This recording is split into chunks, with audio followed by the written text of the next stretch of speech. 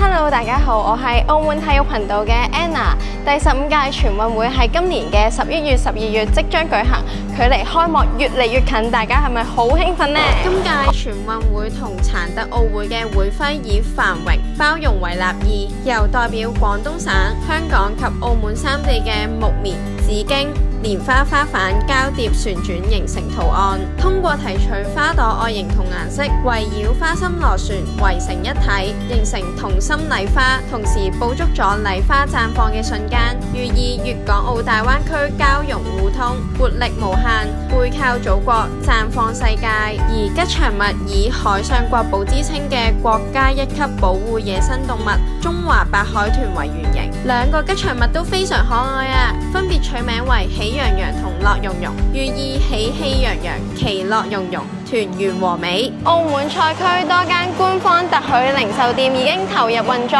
咁我而家就身處咗喺澳門銀河，咁佢其實仲有塔石體育館啦、望下體育館啦、澳門銀河、澳門美高梅、澳門新濠影匯，仲有澳門上葡京，方便大家過嚟選購㗎。店內陳列全運會嘅紀念商品種類都非常之多，其中吉祥物喜洋洋同樂融融化身可愛公仔，印喺隨行杯、明信片同埋其他產品上面，既有實用性又有紀念價值，仲要外觀都非常精美，完全可以滿足你3個願望啊！例如純棉毛巾、多功能文件夾、精美鎖匙扣，每一件都好想拎返屋企啊！另外更加唔少得嘅就係澳門限定嘅商品系列啦。澳門限定嘅紀念商品係由澳門設計團隊精心打造，特別以鮮明色彩區分空手道、乒乓球、女子排球等澳門承辦嘅運動項目，並巧妙融入大三巴、崗頂劇院、哪吒廟等澳門世遺景點，希望大眾喺參與體育盛事之餘，更加可以深入感受澳門獨特嘅城市韻味同埋文化底蘊。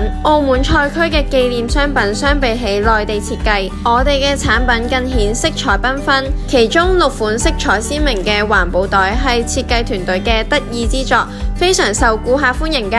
隨住全運會開幕進入最後倒數，賽事氣氛日漸濃郁，澳門街頭隨處可見嘅全運會宣傳旗幟同吉祥物裝置，各間特許商品零售店嘅人流亦都持續增加。你哋又中意邊款嘅全運會特許商品呢？不如帶齊喜洋洋同樂融融一齊返屋企啦！跟住呢個環節，我哋玩遊戲送獎品，睇下澳門市民點樣熱愛全運會，齊撐澳門運動員。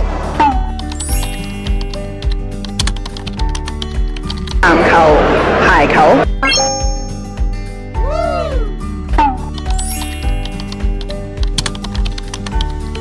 叫喜洋洋同埋樂融融。